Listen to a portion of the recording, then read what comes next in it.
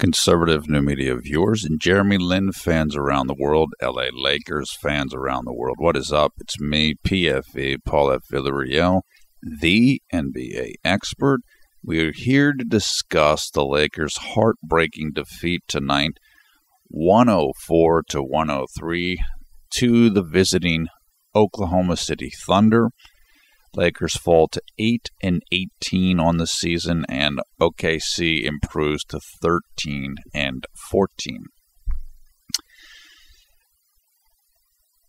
Before I get into the game, I just have to say this because it just came to my attention because Bruce Leroy put the comment up in the short video.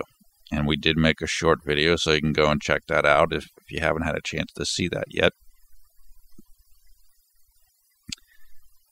Byron Scott apparently said after the game that Jeremy Lin made dumb mistakes, quote unquote, in the first half, and that overall he was solid.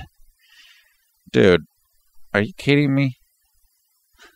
I mean, Jeremy Lin almost won this game by himself in the fourth quarter.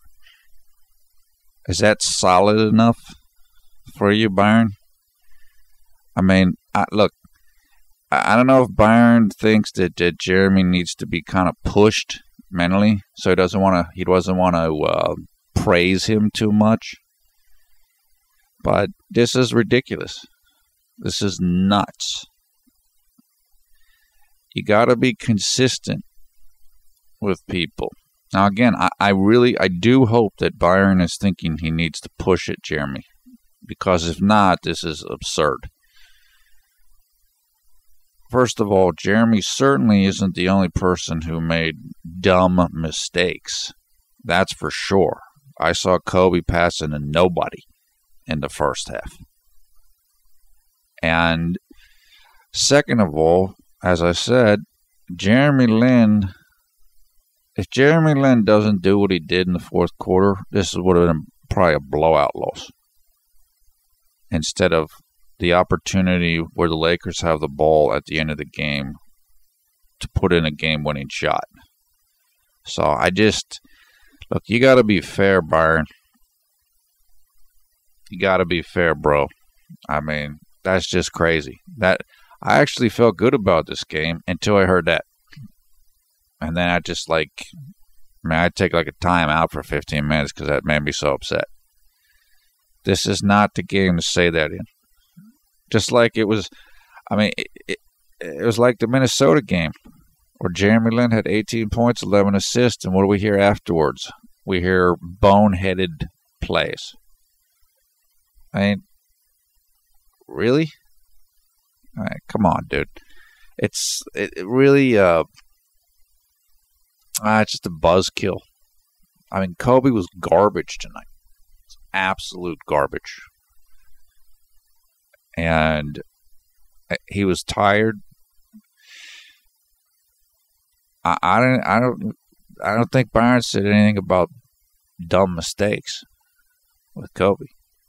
So you got to treat everybody the same way.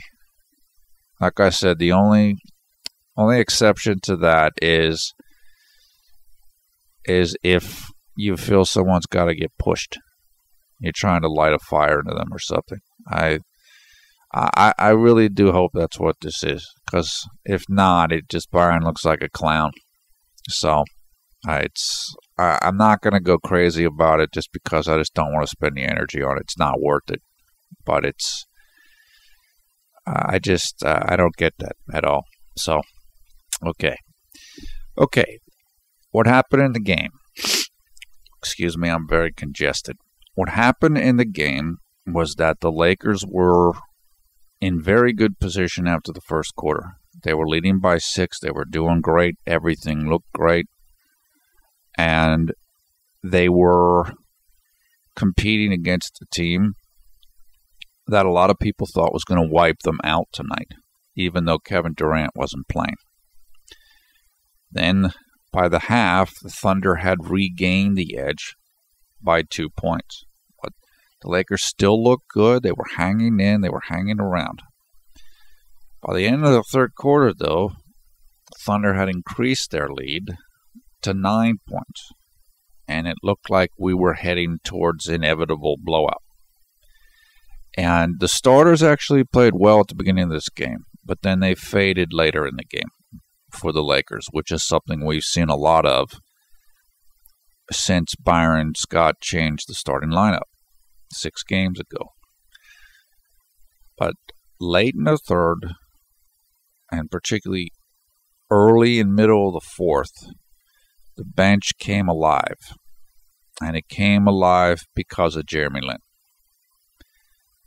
He got into a Linsanity role where he's handling the ball a lot, he's scoring, he's making passes, the crowd's getting pumped up, the team's getting pumped up, the bench is getting pumped up while they're watching on the sidelines. That's what he can do. And you saw it tonight. It's never gone away. He's always had the ability to do this. You just have to put him in a circumstance or give him the opportunity to do it. And he had the opportunity tonight. He picked up the pace, started to attack. And somebody made this point on Twitter, and I forget who, and I apologize. If Nick Young would not have gotten ejected in this game, I think he got ejected early in the fourth quarter in a little altercation with, what's the guy's name? Steven Adams, the center for the Thunder. Then Jeremy may not have had the opportunity to do this. Why? Because Nick might have wanted to dribble too much and control the ball.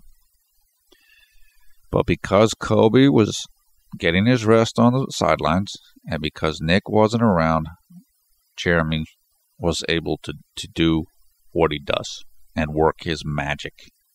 And that's what happened, and it turned the entire tide of the game. And it put the Lakers in a position to win this game. Unfortunately, coming down the stretch, Kobe came back in with about 5 minutes, and then he and Lin kind of started taking turns on offense, but it worked. It worked okay. It probably would have been better given how things are going tonight if Lin could have kept rolling, but it worked all right. And finally, the Lakers got the ball off of a defensive rebound with about 6 seconds left. They called a timeout. Byron drew up a play. The play was Kobe coming up to get the ball. Then Kobe dribbled to slightly left of the free throw line. He went up like he was going to shoot, but he did not shoot. It was a fake. The defender jumped up to try to block the shot, but the defender was able to stop himself from running into Kobe. So Kobe was trying to draw a foul. He wanted to get free throws, but the defender did not hit him. And so with the clock running out, Kobe had to then rise up off balance and take a tough shot that he just barely missed. It was just inches short. It looked good. It was on line. It was just slightly short. And that was it. That was essentially the end of the game. The Thunder got the rebound, and they got the victory. For Jeremy, the overview was, it is true, he did not play perfect in the first half. He had a couple of turnovers. True. Other than that, he played pretty well. Maybe not perfect on defense, but he was definitely solid in the first half. Then, in the fourth quarter, he was incredible. And that's where he just did what he did what he does. He's a very clutch player, and he likes to be in pressure situations in general. And you saw that again tonight. This is what he does. This is who he is. From a Jeremy Lin fan's perspective, it was frustrating to see Jeremy kind of have to give the ball up to Kobe in the middle of the fourth quarter. From an NBA fan's perspective, you understand it. You get it. This is Kobe's kind of the closer, and this is what he does, and you expect Kobe's going to be able to make some plays and this type of thing. So I'm actually okay with this outcome overall. I would have been a lot happier if the Lakers would have won, but I'm glad to see that the team competed well. They absolutely could have won the game. It was down to them making or missing a shot at the end. And Jeremy played very well. He competed well. His first half wasn't huge, but once the opportunity came for him in the fourth, he took it, whatever the circumstances were. So from all those perspectives, I'm really happy.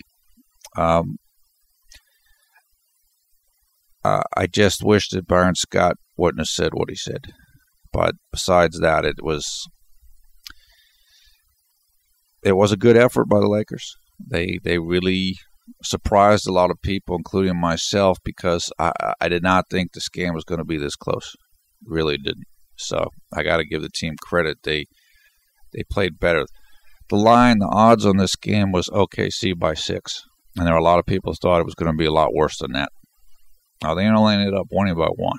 So, again, you give the team credit. Now, Ray B asked me in the last long video if I would be able to compare Lin's defense to the defense of the other Lakers guards. Yeah, I can, right?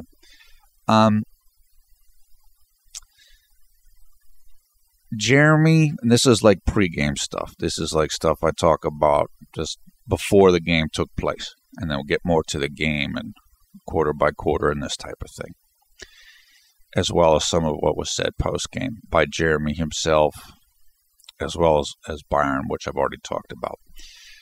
Jeremy he gets beaten off the dribble more and more consistently than Ronnie Price does. Kobe gets beaten off the dribble all the time just because he's older and he doesn't have the same athleticism that he had before the Achilles tendon surgery. But just comparing Jeremy with Ronnie, because they're both point guards, Ronnie is better at kind of making it difficult for defenders to get around him. Now, I'm not saying he's great at it, because he's not, but he is better than Jeremy is. Now, Ronnie's a little smaller than Jeremy, which helps, but Jeremy's biggest, his limitations athletically are he does not have great lateral foot speed. He's a pretty big guy, including he has big legs. That makes it harder for him to move his legs quicker. You see some guys that are really thin, or they got smaller calves and this type of thing, when they can move quicker, because there's not as much mass for them to move in their legs. The legs they're smaller and they move faster. So that's the negative with Jeremy. He does get beaten off the dribble quite a bit, and he doesn't have incredible recovery speed or incredible explosion. So, and he also isn't super long in terms of his reach. So you can get shots over him at times. You can run him off of a screen and get some separation to shoot your shot, because he's not going to be mega fast at recovery. Or if he goes to help out and protect the paint and you're out on the three-point line, he might not be able to get to you as fast as somebody like super aggressive and athletic like Dwayne Wade used to be, or like Russell Westbrook is. So that's kind of his limitations in terms of defense. And I do think Ronnie is a little bit better at that than Jeremy is, particularly on the letting defenders get by him on the dribble. The good thing with Jeremy is he is big, he is fairly tall for a point guard, and so if you have to shoot over him and he's up on you, it's more difficult than it is against smaller guards like Ronnie Price. It's more difficult to post up Jeremy Lin than it is to post up Ronnie Price. The other thing with Jeremy, and I think this is a big reason why his statistical defensive ratings are as good as they are, and just to give perspective, for like XRAPM, which is kind of a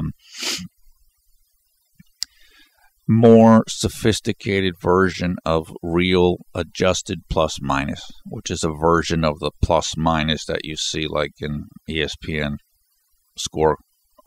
box scores.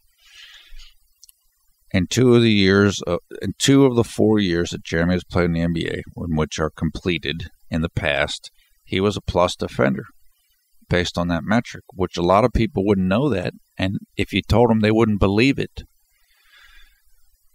The thing that he does extremely well, and he is better at this than the other Lakers guards, in my opinion, is if you get by him, if you're dribbling, you get by him and you're going to the basket, he's still going to chase you. He can catch up to you and block you from behind or harass you from behind and force you into a miss. He's great at that. We've seen this, of course, if you're a Lin fan, you've seen examples of this, like when he blocked Derrick Rose a few years ago, when he blocked Tony Parker last year. Because of his size, he scares opposing point guards in that respect, more so than smaller guys, like Ronnie Price, like Isaiah Thomas, these types of players.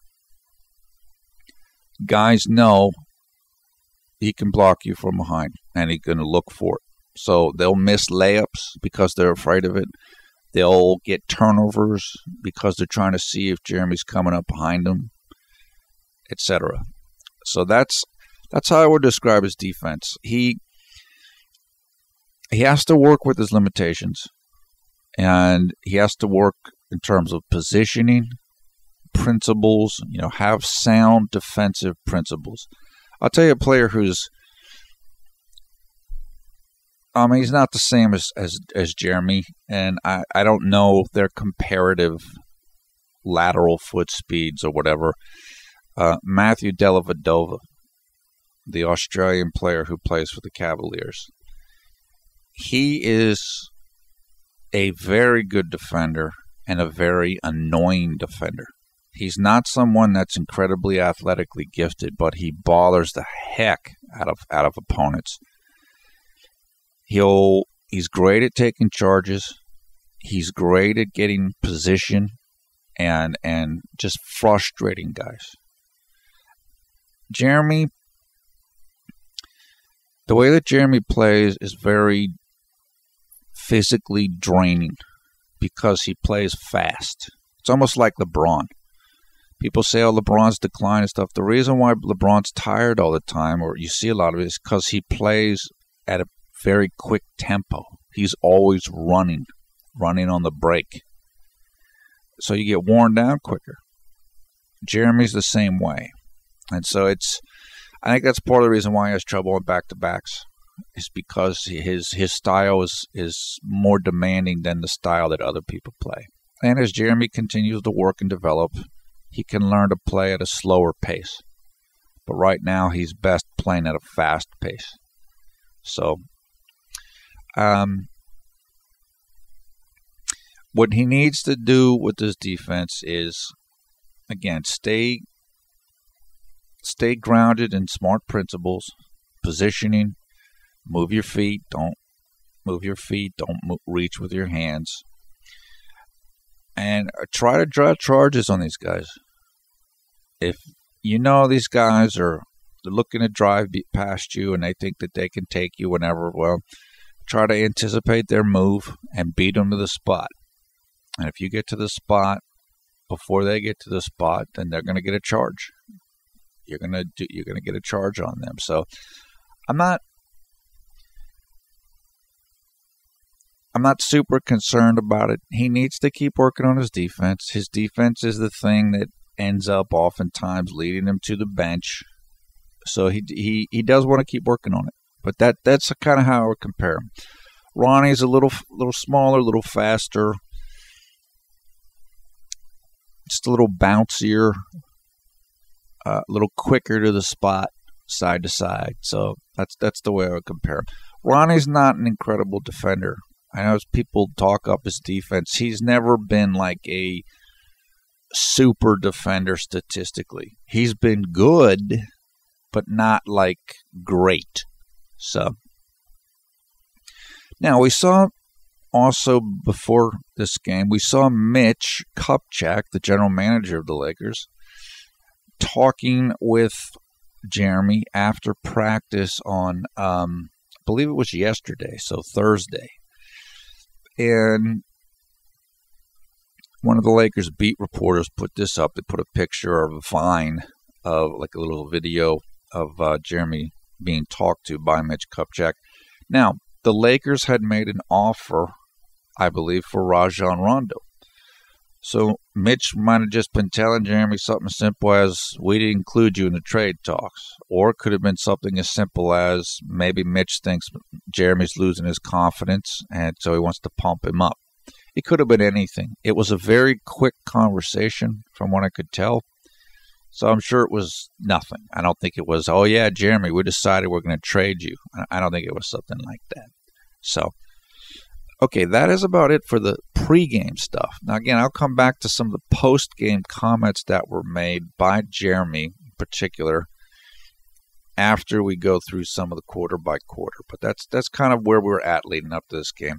The Lakers had several days off. They should have been ready for this game. And some of them weren't, some of them were not. As compared with OKC, who played last night in Golden State and put out a lot of energy in that game, which they lost by a pretty slim margin. So you think OKC would be tired, and that just wasn't the case. Compared to the Lakers, the OKC looked fresh, they looked hungrier, they looked more focused for a lot of this game. Okay, let's go to the start of the first. Now, I missed some of the beginning of this game, and the reason why is because I was watching the ESPN feed, and the game that preceded, the game that preceded the Lakers versus the Thunder on ESPN was Portland against San Antonio, and that game went into triple overtime, I believe. So I couldn't watch it for quite some period of time, unfortunately. I did not see the game. I did not get a feed until there were 7 minutes and 40 seconds left in the first quarter. At that point, the Lakers were up 12-4. And Ronnie Price, at that point, or shortly thereafter, already had 11 points on 3 for 3 made three-pointers. So basically, Ronnie Price, for the first quarter of this game, turned himself into Ray Allen and couldn't miss in terms of shooting. So he's drilling three-point shots. Lakers bench is going nuts. The crowd is going nuts. Everything looked all Lakers. Pretty soon we're up 17-7. The Lakers are. Soon after that, Russell Westbrook made a terrific steal against Kobe. Kobe went to do a spin move. Russell anticipated where he was going to be, poked away the ball, went down on a 2-on-1 break. He and Reggie Jackson against, I think, Ronnie Price. Russell drove to the basket. Price went to guard him. Westbrook passed the ball to Reggie Jackson, who then did a super dunk. So that was bad play for the Lakers, but it was a very nice play for the Thunder. Still, the Lakers were doing great. Ronnie hit his 4th three of the game, and that put the Lakers up 22-11. After that, soon after that, Ronnie then missed a three-pointer, and I believe that was his final attempt from the field for the entire game. Let me confirm that. No, he did have one more attempt. So at this point, Ronnie had 14 points. This is late in the first. He had 14 points on 5 of 7 field goal attempts, and 4 of them were from three-point range, I believe. Or no, excuse me, 6 of them were from three-point range, and he had made 4 of them. It's just incredible. I mean, he's never shot like this. I don't believe I can recall a game this year where he shot like this for the Lakers, but it certainly came at the right time. Soon after this, Jeremy was subbed into the game. I can't tell you exactly when he came in because I lost my feed while it was happening. I do know that Jeremy was in the game with 2 minutes and 30 seconds left in the first quarter. I then saw that the Thunder were definitely paying a good amount of attention to Jeremy. And the Thunder, I believe, they're very good at pick and roll defense. And they will double team the man with the ball a lot, or they will hedge, come out and run the big man at the player with the ball to stop them from getting around the corner from the pick and attacking the basket. So they were really walling off Jeremy's drives well. And got to give him credit for that. Then also late in the first, Jeremy scored his first points of the game. It was a nice play in the offense. Basically, Jeremy came, I think there was a screen set for him off the ball, and he was coming from right to left. He ran across the top of the paint, received the pass, and then cut to the basket off the dribble and put in a layup on the left-hand side of the basket with his right hand, like a little reverse. It was a great play. It was a well-designed play, and it was also executed well. Then soon after that, Jeremy came down, and he dribbled the ball to the right elbow, which is where the free throw line meets the paint, that little 90-degree section. He dribbled to that spot, then he stopped quickly. Well, the defender didn't know he was going to stop, so the defender kept going. And Jeremy did not do his pivot move. He just stopped, let the defender go by, and then he did like a fadeaway off of the glass. Very nice shot and a skillful shot. It's good, and the angle he was using to take a shot off the backboard is the highest percentage play. You have a better chance of it going in on that angle, and he did that, and he did it well. So at the end of one quarter, Lakers were up 26-20, 6-point advantage. Ronnie Price had 14 points. Kobe had 0 points on 0 of 2 field goal attempts. Jeremy had 4 points, 2 rebounds, and 0 assists. He was 2 of 2 shooting at that point, and his plus-minus was a +1, and I don't think he had any turnovers at that time, although I didn't see them if he did. No, he did not. Excuse me. Okay, moving on into the second. Reggie Jackson, who was playing against Jeremy, and they've played each other before, had a couple of nice plays against Jeremy when Jeremy was playing defense. He got by Jeremy pretty nice for a drive to the rim for a layup, and then he hit a jump shot over Jeremy Lin. Reggie he's a big guard himself. He's probably legitimately 6'2" or so, and he's I want to say he's around 210 pounds or 205. He's a big guy, and he knows how to use his body well, and he's athletic. He's more explosive than Jeremy, so he can get to a spot and kind of raise up over the defender pretty well.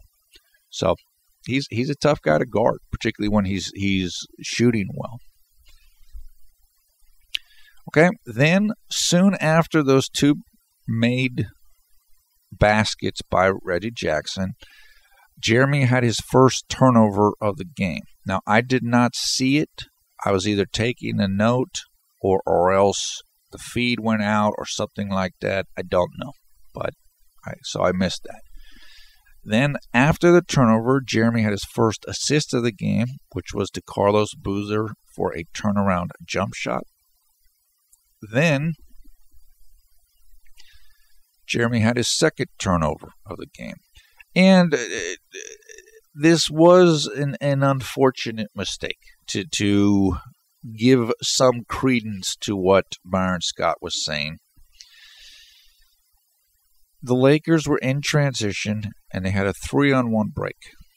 Jeremy was running the break, meaning he was the man dribbling the ball, and he had a guy on his right, I believe was Wayne Ellington, and a guy on his left that was a little bit behind. Like he wasn't quite at the same point on the floor running as Wayne and Jeremy were. I don't remember who it was that was back for the Thunder. Might have been Reggie Jackson. Jeremy passed the ball to Wayne, I think, on his right-hand side, and the ball ended up going out of bounds. It was a turnover that was charged to Jeremy. To be fair to Byron, it wasn't a great play by Jeremy. It was a bit of a mistake. Was it dumb? I mean, it's just a mistake that gets made every now and then. The general rule with running a fast break is you want to make a decision on what you're going to do by the time you get to the free throw line on the basket that you're driving to. So, if I remember correctly, Jeremy did not do that. I think he took an extra dribble or two, so he was below the free throw line going towards the basket, and then he tried to pass the ball. And it wasn't a smart play. That's true. The defender did a good job because he basically, the defender who was just one guy against three guys on the Lakers, basically the defender ended up guarding Jeremy and Wayne at the same time, and he did it well. So he played Jeremy, and then when Jeremy went to make the pass to Wayne, then he kind of moved over to Wayne, and I think the ball went off of Wayne's hands. So, look, that was a silly mistake by Jeremy. So I will admit that. Now, do I think Byron should have brought that up after the game? No. Because Jeremy played so well in the second half, he almost saved you. Why bring that up? I mean, it's true, but it's like, why focus on that? That's what made me so upset, especially when you're not focusing on anybody else's mistakes. It didn't seem to be. Okay, then Carlos Boozer was fouled. This is still early in the second, and they showed Carlos shooting his free throws, and you could see that Jeremy and Wayne Ellington were talking, and they were probably talking about that play where the fast break was ruined. I think Wayne wanted to see if he had done something wrong, and I believe Jeremy kind of told him, like, no, it was my fault, or something along those lines. That's what it looked like was occurring. Now, heading into the middle of the second, ESPN was talking about Jeremy Lin, and I think they were talking about him kind of underachieving or something like this. I don't know if this is when a particular comment was made by the ESPN announcer. I think it may have been. And it was a great comment, and I put it up on Twitter. The announcer, whom I believe is Dave Pasch, like P-A-S-C-H or something like that, said that Jeremy Lin is the most criticized undrafted player in NBA history, which was just, it's a great quote, and he's right. Now, I know people that doubt Lin or don't like Lin will say, well, yeah, he's also the most hyped undrafted player ever. Now, maybe. But the amount of scrutiny and dislike towards Jeremy is crazy. It's nuts. I mean, you think this guy was like, I don't know, like a master criminal or something by the way that he gets talked about and focused on to this incredibly minute level for his mistakes, which, again, that's why I'm mad about Byron saying the dumb mistakes thing. Well, let's be positive. The guy played great tonight overall. Great. And you got to focus on that? Come on. It's just, it doesn't make sense. Okay. Jeremy came out of the game with, I think it was around 6 minutes and 30 seconds left in the second quarter. Again, my feed went out or something, so I didn't see it exactly. When the game came back on for me with 6 minutes and 30 seconds left, Jeremy was out of the game. So I don't know exactly when he went out, but he was out by that time. I believe, if I had to guess, that Byron put Ronnie Price back in so that Ronnie could guard Russell Westbrook, who had also come back into the game. I think he wanted to have Ronnie on the court at this point in time and for most of the night whenever Russell was on, so that he could kind of get the defensive matchup that he was looking for. Then soon after this, still in the middle of the third, Kobe shot an air ball, which made him 0 of 3 on the night with no points, which is very rare at this juncture of the game. Then Russell Westbrook had another good steal against Kobe. He stole the ball from Kobe again, I believe. Actually, I take it back. This is when he stole the ball from Kobe and passed it to Red Jackson for the dunk. I don't know what I was thinking about earlier. Maybe it was a play or a steal against another Laker, but that was when this particular play occurred against Kobe. Then I think the ESPN announcers were saying that they kind of like Kobe didn't look like himself. He looked tired. They had showed him earlier on the bench and kind of had his head down or his head in his hands type of a thing. And they had, I guess the ESPN had been told that, or maybe this just came later actually, but so the ESPN was speculating, hey, what's wrong with Kobe? Maybe he's sick. And Mark Jackson, who was the analyst on the game for TV, ESPN, said, yeah, he's got to be, something's got to be wrong with him. It just doesn't look right. He doesn't look like himself. And I agree. He didn't look that great. We found out later in the game that apparently he was just tired. And I said on Twitter that my guess of why Kobe was tired, unless he was sick, which was not reported, was I believe Kobe started to practice again with the team. And now he had not been practicing for a long time, as we know. And the reason for him not practicing was to rest more, just so he doesn't have to try to recover from hard practices. With his age and his mileage, you don't want to run guys into the ground. And the way that Kobe looked tonight, unless he was sick, he looked like someone that tried to push it too hard. And it looked like someone that maybe should take more practices off. He looked fatigued. And if it's only fatigue, then That's not a good sign. I think that they might want to scale back his workouts or his practice time if that was what the issue was tonight. Then I made a note that Kobe's defense was not looking good. If you have any defensive issues, they're going to come out a lot against a team like Oklahoma City because they're athletic, they're long, they like to run. And I think Russell Westbrook made a play, and he just went right by Kobe. And Kobe was literally just trying to reach out his hand and just do something, but he couldn't do anything. So it was like he was just struggling with that, as were many of the other Lakers, to be fair. Then late in the second, Russell Westbrook posted up against Ronnie. So he was doing different things to attack Ronnie when Ronnie was playing defense. And now he was like, okay, I'm just going to try to back you down in the post, which he did. I think he did it once or twice. And yeah, he did it once or maybe twice. And then Russell started to post him up again. The Lakers sent a double team to help out Ronnie in the guarding Russell. And then Russell found the open man out of the double team, and he passed it to Reggie Jackson for a wide-open three-pointer, which Reggie hit.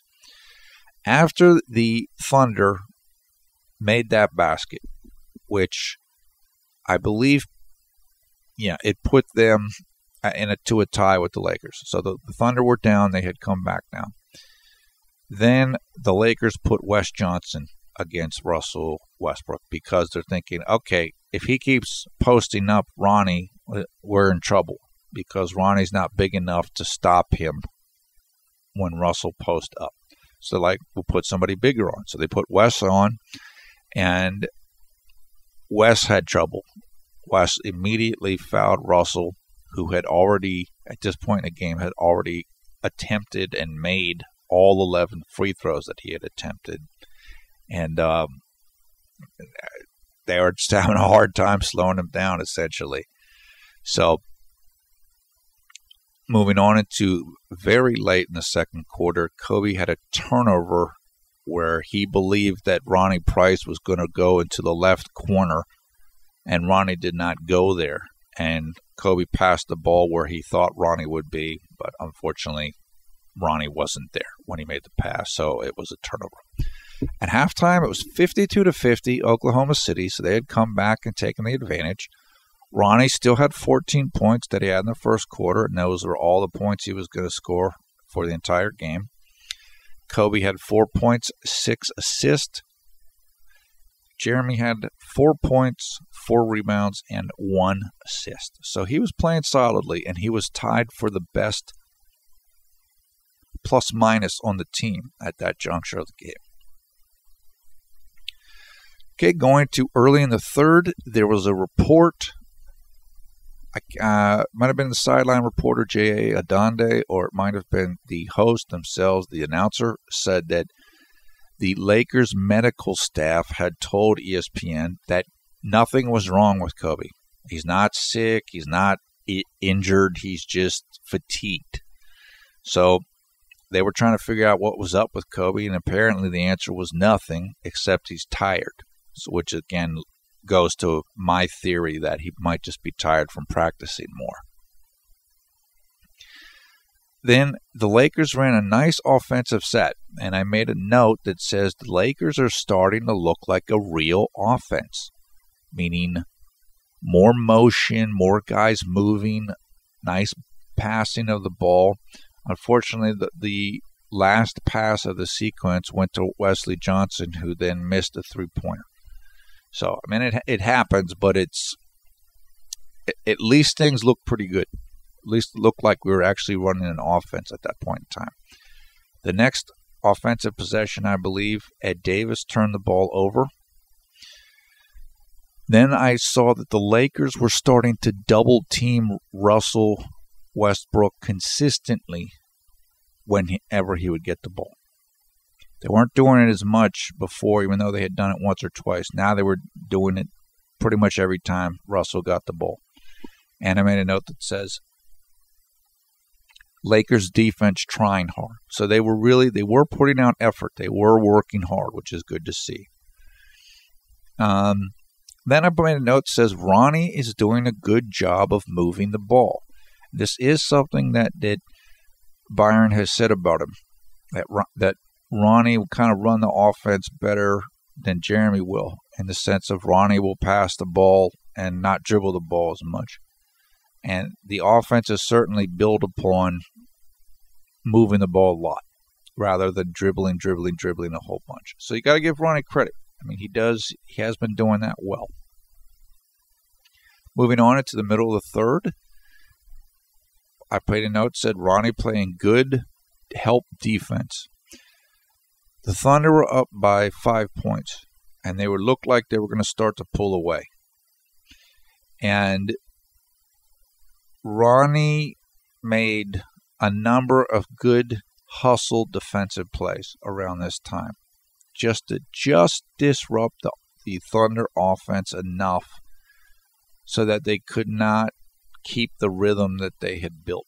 So Ronnie was, at this point in the game, it was very important. And I give him credit because he was having a real impact on the game defensively, and it was good. Then, it's also in the middle of the third, I put that Steven Adams got hit in the eye or around the eye area. I think he got bloodied up. He went up for a rebound, and Kobe had his hands up, kind of to signal that he wasn't fouling or anything. And Adams came down after going for the ball, and he came down. It looked like he ran into Kobe's finger, essentially, with his face. And so I think he got cut a little bit, and they had to bandage him up or something. They were definitely looking for that. Were the medical personnel on the bench of the Thunder. Okay, then Reggie Jackson hit a jump shot over Ronnie Price. So, like I said, Ronnie played solidly, but he still has his moments where he struggles some on defense also.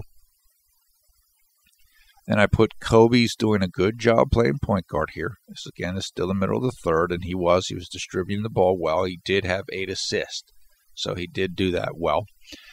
And then the Lakers had gone into a zone defense, hoping to kind of slow down the Thunder a little bit, kind of counter their athleticism and make the Thunder hit outside shots rather than more easily being able to drive against the Lakers. So I understand that Byron was trying to get some solid strategy there. Okay, then more good Ronnie Price defense. He stripped the ball from Serge Ibaka when Serge was going up for a dunk. Then Jeremy came into the game for Ronnie with 2 minutes and 30 seconds left in the third quarter. At this point, I believe the Lakers were down. They were down about 5 or 6 points, something like that, around there. Then Jeremy had a nice pass to Carlos Boozer when Carlos scored a layup and was fouled on the play. It was credited to Jeremy as an assist, but it did not stand. And I think the scorekeepers reversed it, and I think that was the right call. Carlos, after he got the ball from Jeremy, did make a dribble or two by himself to kind of create his own move. It was kind of a borderline whether it was an assist or not, but I can understand why they might have not given it to Jeremy. And Jeremy played some nice defense. He almost caused Reggie Jackson to turn the ball over. And I made a note that said here, Jeremy's over-dribbling on offense. So this is the opposite of what Ronnie's doing, which is Ronnie will get the ball and he won't dribble more than once or twice, and then he'll pass the ball if he's not going up for a shot. Jeremy will he'll start to dribble and start kind of pounding the dribble and dribbling a little too much for this offense. So he's got to be careful of that. There are still things that he needs to work on in terms of refining his skill set and decision-making in this offense. And that is true. He does need to get sharper at that and not just say, well, I'm just going to play the way I play no matter what. Well, you have to play in a way that fits for the system, too. They want the point guards to do certain things, so you got to work with that. Okay, then Jeremy had 2 tough sequences on defense. Reggie Jackson received a pick, and he went by, and then he scored a shot at the rim. And then Reggie Jackson hit a 3-pointer also from a pick and roll. So basically, Jeremy had a pick set against him up high near the 3-point line. Reggie Jackson went around that screen, got the ball, or still had the ball in his hands, and rose up to shoot a 3-point shot and hit it. And Jeremy wasn't able to recover quickly enough after the screen and get to Reggie Jackson and really contest the shot. Okay, then I put LA bench failing tonight, which is the first time in a long time that we had seen that. Of course, things were going to change in the fourth quarter, but until this period of time, the starters looked better than the bench for the Lakers, which has been extremely rare during this 6-game sequence with the new starters. Okay, then Jeremy had his second assist of the game, and he found Nick Young right around the top of the arc, 3-point arc, and Nick hit a off-balance 3-pointer, which was nice. Then, right before the end of the quarter, Carlos Boozer, like the Lakers had gotten a rebound. Oklahoma City missed, Lakers got defensive rebound, and then Carlos Boozer threw the ball right to one of the Thunder players. So it was a turnover on Boozer, and the Thunder then hit a 3-point shot right as the buzzer went off to end the third quarter. So at the end of 3 quarters, Oklahoma City led 82-73. They were up by 9 points, and things weren't looking really good momentum-wise for the Lakers. So Ronnie had done all the scoring that he was going to do. Kobe had 7 points and 7 assists. Jeremy still had 4 points, 4 rebounds, and 2 assists, but he was about to do a whole bunch more heading into the fourth quarter. So let's look at that. Jeremy began the fourth quarter on the court, and as soon as the quarter began, Mark Jackson, who again was the analyst, said that it's not acceptable that the Lakers are tired. And he was talking about Kobe in particular, but some of the other Lakers too, because it seemed like they weren't playing with a lot of energy because the Lakers had had a few days off. The Thunder should be the tired team, but they didn't look like the tired team. The Lakers were the tired team. And then Mark Jackson said the Lakers being tired is unacceptable, and they look like they were Charmin, which of course is taking off of the trash-talking comments that Kobe made about the team looking like Charmin when he did his little rant in practice earlier, like a week ago or whatever it was now. So it was funny. Mark Jackson was taking those little shots at the team and kind of like Kobe, so it was entertaining. Okay. Then this is also early in the fourth quarter. This is when Nick Young hit Steven Adams with, I believe, an elbow or elbows.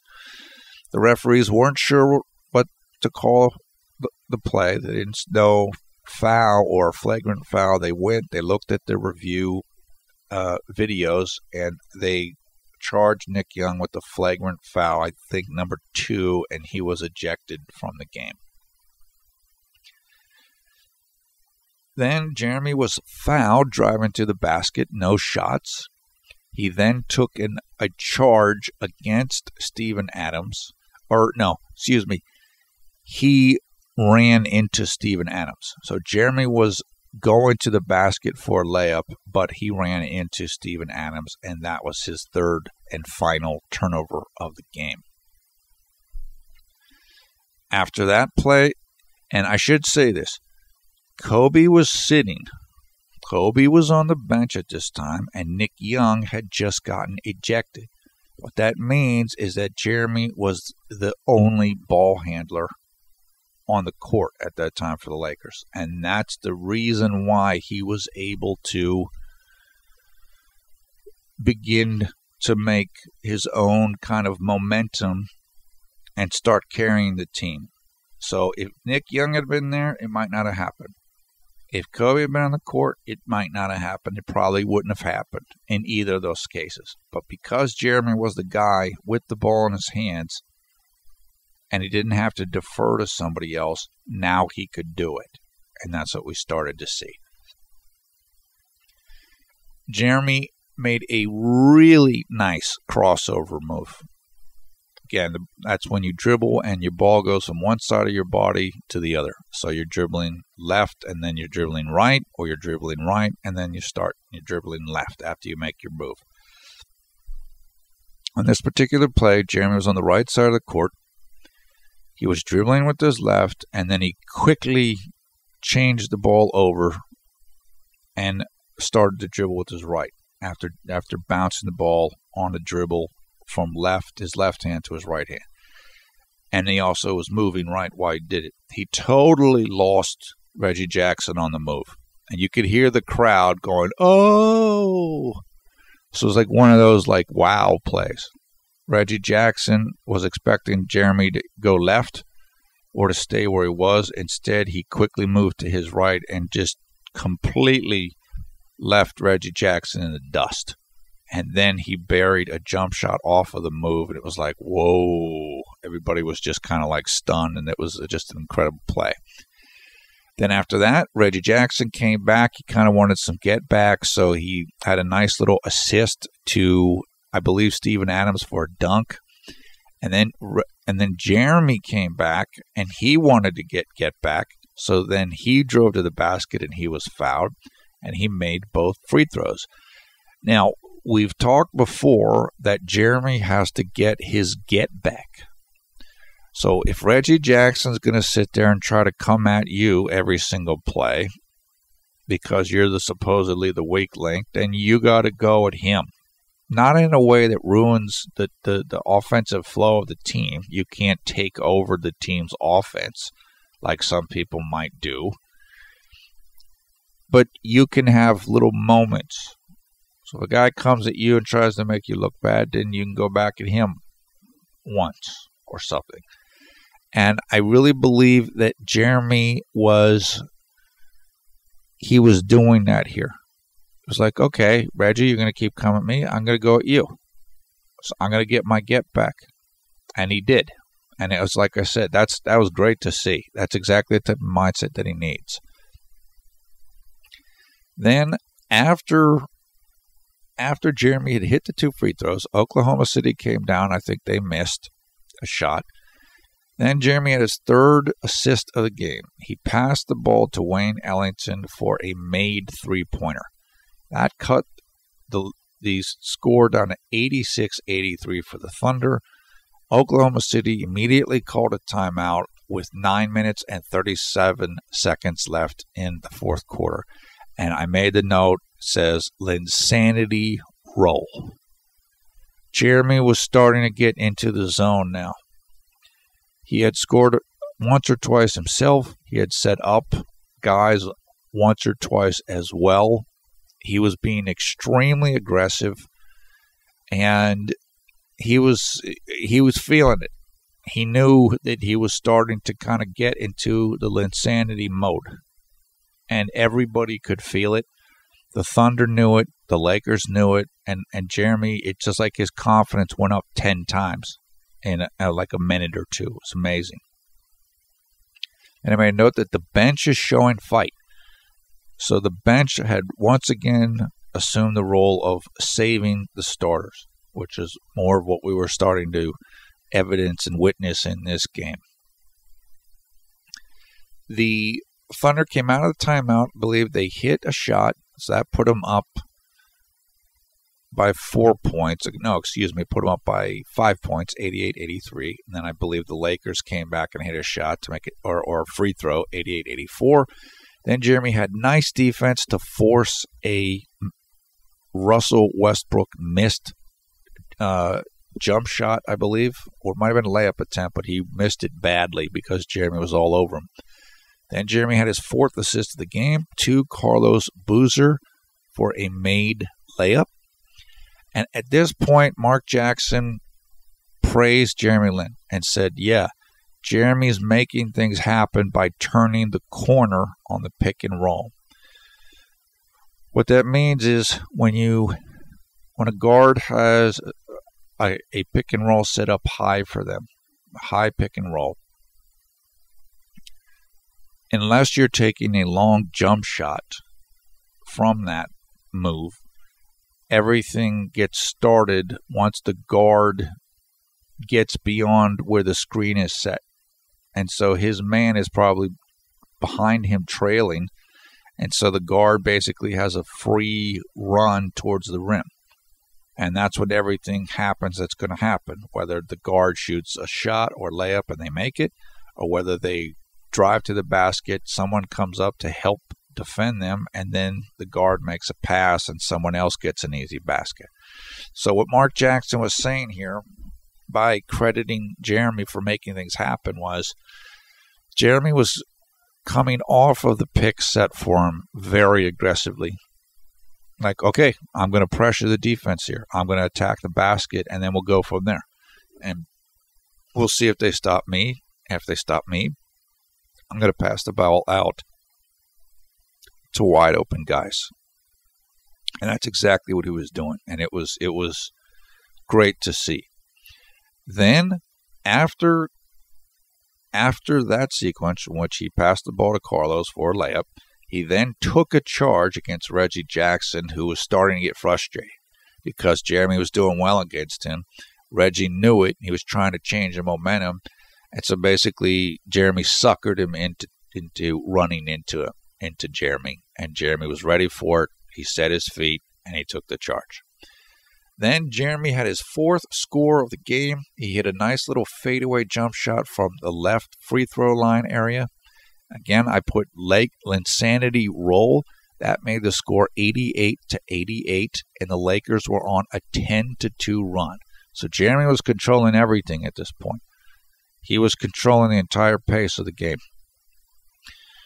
He was getting the Lakers easy looks, good looks, and the Thunder were starting to play faster than they might like to play because they were trying to keep up with what Jeremy was doing. Soon after, in the middle of the 4th quarter, Jeremy had his 5th and final assist of the game.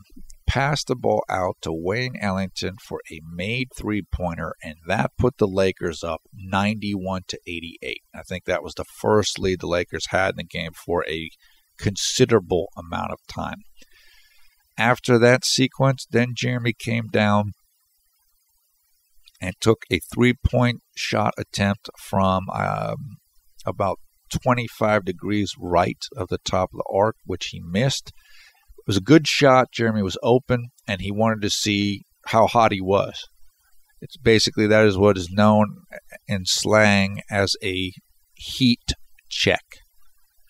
And what that means, the figure of speech in this sense means, you're doing well shooting the ball. You're hot, so to speak. So you want to see how hot you are. Well, let's see. Okay, let's see. Let's see if I can hit this 3-pointer then. And that's why it's known as a heat check. You are checking how hot you are because you're hitting shots. Let's see if you can hit a difficult shot or a longer distance shot. And that's basically what Jeremy tried. He did miss the shot, but you don't know if you don't try. Everything else he was shooting was going in, so let's shoot this and see if it goes in. Okay, then Jeremy had a blown assist. He passed the ball to Carlos Boozer, who missed the shot at the rim, but Ed Davis was there to grab the offensive rebound and get the layup. Then Mark Jackson explained what the Lakers were doing when they were on offense. They were making sure to run pick and roll plays with Steven Adams. So that is described as putting Steven Adams in the pick and roll. If you are running pick and roll and you know somebody on the other team isn't good at defending it, then you'll keep running it over and over again to exploit that matchup. And that's what the Lakers were doing here now with Steven Adams. Basically, they were setting a pick so that Steven Adams had to end up guarding Jeremy Lin, basically. That's essentially what it was. And so the thinking is, if you have somebody as big and as slow as Steven Adams compared with a point guard of Jeremy's size, then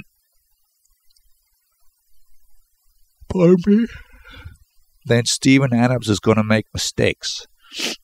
Jeremy Lin's either going to be able to beat him off the dribble and get to the rim for a layup. Jeremy Lin's going to be able to make a move on him and get plenty of room to shoot a jump shot. Something's going to happen that's probably going to be favorable to the Lakers.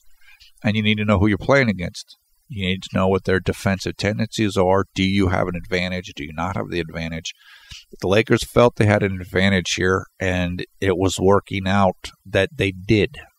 So, okay, then I made a note that said, let's see here. Bad defense. Reggie was able to beat Jeremy again, and so that was a little tough one. After that play, the Kobe came, or he had just come back into the game. So this was the Lakers were up, I believe, when Kobe came back into the game, which is important. They were down at the start of the quarter, and Jeremy was starting to lead them to the lead. And now Kobe was coming back in with 5 minutes and 53 seconds left, I believe. And the Lakers were up by 3 points, 93-90. I then made a note that says, fair Byron, meaning that Byron was playing fair with Jeremy. Jeremy had been performing very well in this quarter, and Byron left him in rather than saying, okay, it's 6 minutes left in the fourth, so now's when Ronnie comes back in. Byron had said recently that he was going to go more by how guys were playing, and he did that here. So you give him credit. He did what he said he was going to do, and it was the right decision to leave Jeremy in and keep Ronnie out. And it's a tough decision. I mean, Ronnie had played so great earlier in the game, but it was the right decision to make.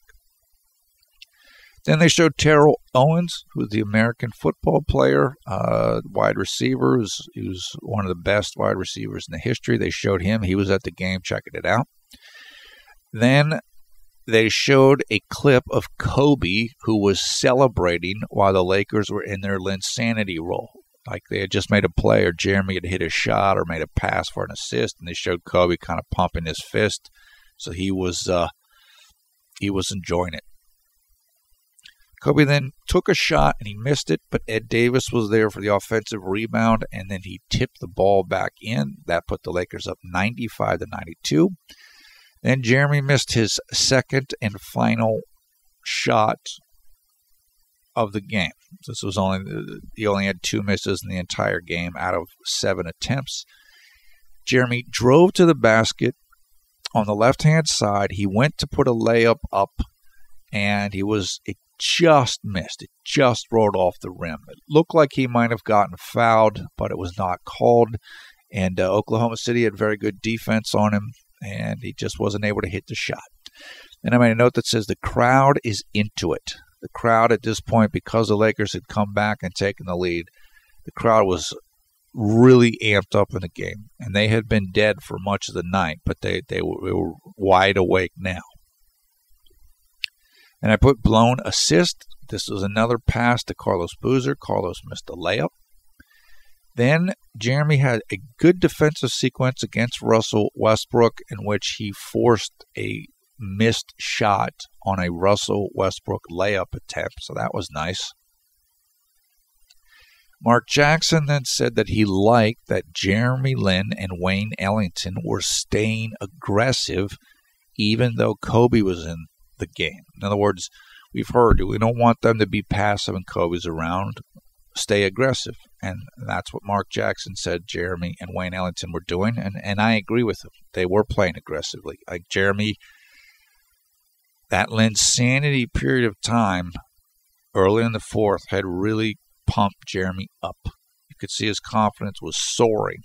So he knew he could hit some shots and get some things done, and he absolutely did that. Now we go to 2 minutes and 13 seconds left in the game. 100-99 Oklahoma City with the lead. The Lakers are taking a timeout, and they stayed with Jeremy Lin out of the timeout. They kept the same lineup on the floor. And then I think Kobe hit a shot to make it 101-100. Soon after, Kobe then missed a shot, so we were at the same score with 1 minute and 5 seconds left. Right after that, or right around that time, Carlos Boozer lost. He fouled someone on the Thunder when the Lakers had the ball. So he got a loose ball foul. Lakers had the possession, and Boozer fouled somebody that was on a play. And that gave, who was that? That gave Reggie Jackson 2 free throws, which he made both of them, to put the Thunder up 102-101. And you could see while Reggie was shooting his free throws that Kobe and Jeremy were talking about strategy for what they were going to do. Then, with the Thunder up 1, Kobe shot a ball that was just way, way off. It's one of those shots where it hits the backboard super hard, comes off, doesn't touch the rim. It was just a complete brick. Then Russell Westbrook came down the other side, did the move where he drives really hard, then he stops quickly and elevates and takes a jump shot, which he was able to hit. Just a great play. It was a nice play by Westbrook. Then on the second to last Lakers shot of the game, Jeremy got the ball and he dribbled it to the right free throw line extended area. So just slightly to the right of where the free throw line is. He got the ball in that spot and he faded away and hit a nice little jump shot. And that made the Lakers down by just 1 point. That made the score 104-103. So Jeremy was definitely coming through here. And then OKC came down. They missed a shot. That gave the ball back to the Lakers with 6 seconds left. They took a timeout. They set up the shot that they wanted. As we mentioned earlier, Jeremy inbounded. He threw the ball inbounds to Kobe Bryant. Kobe dribbled to the left free throw line area. Basically, he tried to fake the defender out so that the defender would run into him and foul him. The defender did jump up, but Kobe did not draw the foul. The defender did not touch Kobe, they ruled. So there was no foul. Kobe then had to go up and take an awkward jump shot off balance, which he just slightly missed. And OKC got the rebound, and that was the end of the game, 104-103 for the Thunder. Now, just to give you a heads up about how good Jeremy was in the fourth quarter of this game. Only in the fourth quarter of the game, Jeremy had 8 points, 4 rebounds, 3 assists. He played all 12 minutes of the fourth quarter. He was 3 of 5 shooting in the fourth quarter, including 0 of 1 from three-point range. He also was 2 of 2 from the free throw line. 1 turnover, and his plus-minus was a +8, which I believe was the best on the team, almost certainly, and by a considerable amount. Also, Jeremy's efficiency number only for the fourth quarter by itself was 10. which is huge. That's massive. Jeremy's efficiency number for the entire game was a 20. So he had half of all of his efficiency came solely in the fourth quarter. I mentioned earlier, I believe, that the new starting lineup is now 3-3 on the season. And finally, before I get to the post-game remarks, let me say that before the game began, and you will see a link for this in the video description below the video player, the Lakers did a tribute for Kobe Bryant because Kobe Bryant had passed up Michael Jordan for third in the all-time scoring list. So they basically did like a... the NBA took a video showing the Lakers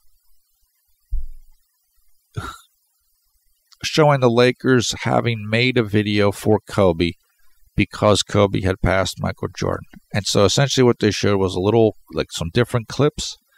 And then they showed Magic Johnson, of course, the great and famous Laker. They showed Magic saying congratulations to Kobe. They showed some other scenes of Kobe. And then they had a little on-court ceremony where Kobe's wife and his two daughters came out. The daughters are super cute, so you want to see that if you like cute kids. And it was nice. It was like a 5-minute thing. We will include that information in the video description below the video player, so if you want to go check out the Kobe tribute video that the Lakers did for him today, you can go and see that on NBA.com. And with the link that we include, and I would suggest that you watch it because it was fun. If you're a Kobe fan or Lakers fan, you definitely enjoy that. Okay, moving on into the post game. Now, we mentioned what Byron Scott said, which was annoying, to say the least. Again, you want to criticize Jeremy, that's fine, but why criticize him here when he almost saved the game for you? He was clearly the best player in the fourth quarter on either side. And he definitely was the best Laker. So it's just, I don't know. I wish he wouldn't have done that.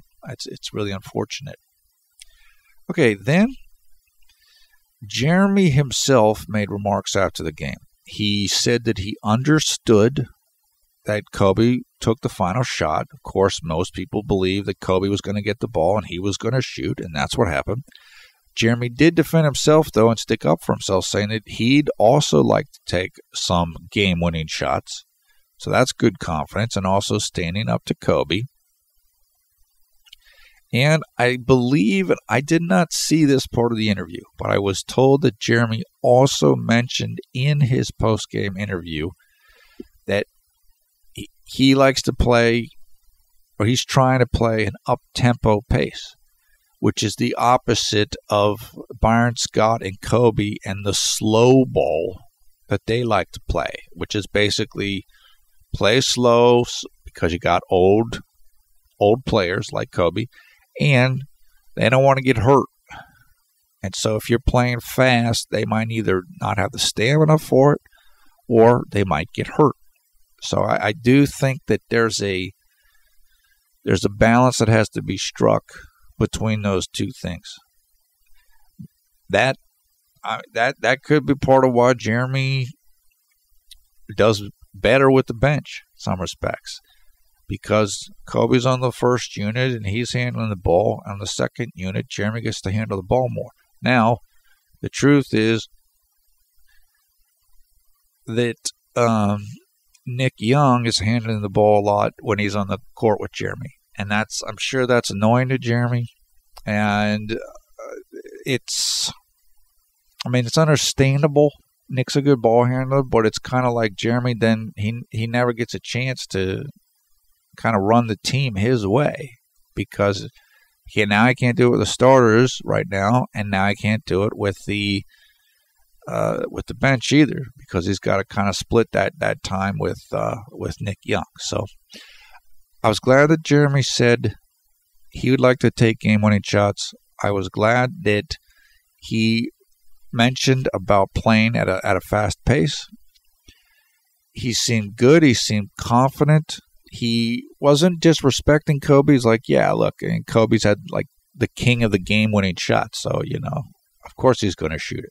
And Jeremy was supporting him, and Jeremy said that he thought the shot was going in. So it's that's about it. Okay, that also is about it for this long video. So I tell you, thumbs up, thumbs down. Your comments below. We thank Gary Chen for the artwork you're looking at right now. Of course, Gary is a popular blogger and artist in Taiwan, and we appreciate his efforts. We appreciate his allowing us to use the video. We also want to thank the Jeremy Only Lin Garden fan group. Gary is a member of that fan group, and they are a number of individuals around the world that I believe is based in Taiwan, and they all share the Chinese language, and that's the unifying thing for them. They're nice, they're great, they're incredibly dedicated to Jeremy, and they've been great with us over the years, and we really appreciate everything they've done for us, including having Gary help us out with this artwork. I am PFE, Paula for the Real, the NBA expert. Thanks a lot for watching Conservative New Media. We strive to be the #1 Jeremy Lin YouTube fan channel. Great game for Jeremy.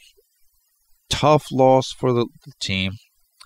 Annoying post-game comments by Byron Scott.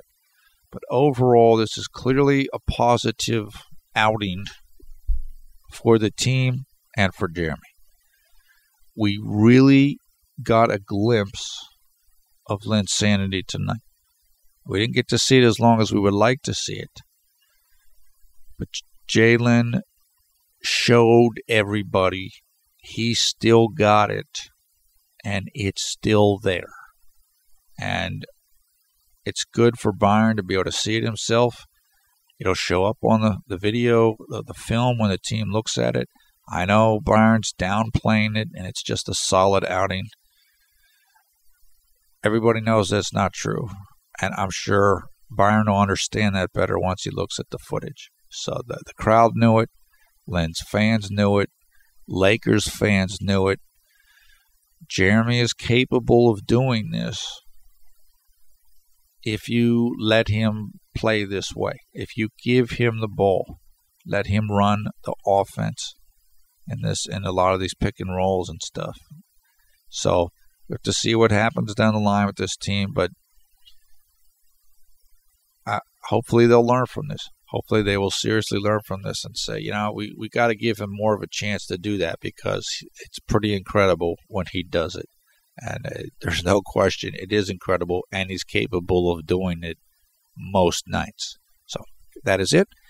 It is pretty early in the morning here on Saturday, December 20th, 2014. It's 4:24 a.m., which means it is 5:24 p.m. on Saturday, December 20th, 2014, in China, Taiwan, and the Philippines. I hope everybody is getting ready for a great Christmas. I hope you guys are all in the holiday spirit, enjoying time with your families and going to church. If you're Christian, celebrating the holidays, or whatever faith you are, or if you're an atheist and you have no faith, just hope you're enjoying this time of the year.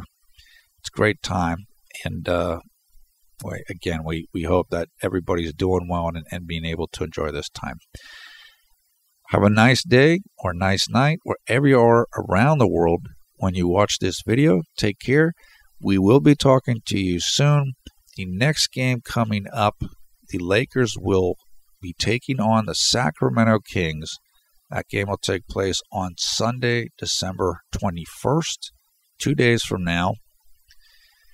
And it will be in Sacramento, and it will be carried only on local television, so Time Warner Cable Sports Net for Los Angeles fans in Los Angeles and the surrounding areas. And it will take place at 6 p.m. Eastern Time on Sunday, December 21st, meaning 3 p.m. Pacific Time and 7 a.m. early in the morning on Monday, December 22nd in China, Taiwan, and the Philippines. Now, my plan has been that will be the final game that I will make videos for before I take my own holiday break. That could change. That might change. It might be that I'm around for the game after that, and maybe I skip the game following when I thought I would be back. So I will see. I'll let you guys know. But I know I will be doing the Sacramento game, whatever happens. So just hang around after that or during that, and I'll try to give you more details. Just my schedule's a little bit up in the air right now. Okay, that's it. Hopefully we can get a win, another victory against Sacramento. The team is looking for any victory it can get. We had a 3-game win streak. Now it's being followed by a 2-game losing streak. Before the 3-game win streak, we had a 3-game losing streak. So hopefully we won't go into another 3-game losing streak after the game against Sacramento. But it's probably going to be tougher this time around because center DeMarcus Cousins, who has been out for quite a while for the Kings because of viral illness, is back. He's the best player on the team. He's one of the better players in the NBA with how he's been playing this year. So that definitely makes things tougher. Also, the Kings will have a new coach. They were coached by Mike Malone when we last faced him. Since that time, Mike Malone was relieved of his duties, and I believe the team is being coached right now by Ty Corbin, who has coached in the league before. So we'll just have to see. I haven't really had a chance to watch the Kings much since we last played them. So we'll see what they look like in 2 days from now. But it's definitely going to be a winnable game, in my opinion. And hopefully we will be able to get back in the victory column when we face them up in Sacramento, California. Okay, that is it. Take care. We will talk to you again soon.